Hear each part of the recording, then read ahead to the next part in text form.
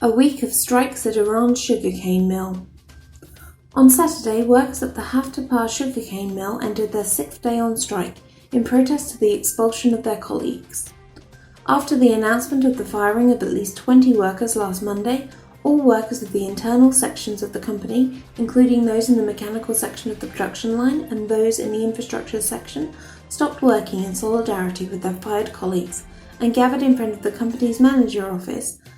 Security agents' threats had no effect on the workers, who asked for all those fired to regain their jobs.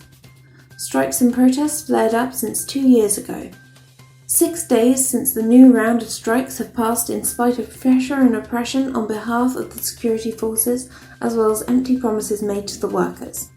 Workers on strike have called for the removal of the company's managers and the handling of the company to the Workers' Council, something which has never materialized and has been, on the contrary, a pretext for oppression and expulsion of workers.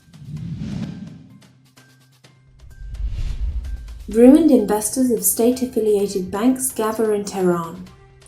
Upon previous calls, swindled investors of the Famine Coin Company marched on Saturday in protest to the plunder of their money before gathering in front of the Justice Department in Keshavaz Boulevard in Tehran. They shouted, "What has been done with our money behind the scenes? We are the swindled famine investors and we will not abandon our rights." Similar protesters who had invested money in the state-affiliated Ayanda Bank and Caspian Credit Institute had also announced a similar gathering in front of the Justice Department, but the groups were separated by the authorities given a large number of people participating. Gathering of employees of the Forestry and Pasturage Organization in Tehran. A number of employees of the Forestry and Pasturage Organization gathered in front of the regime's parliament to protest against the months-long hindrance of their wages payments. Most of the protesters are employed on wages under the minimum legal wage. Those gathered protested against the non-payment of their wages for several months under current difficult economic conditions.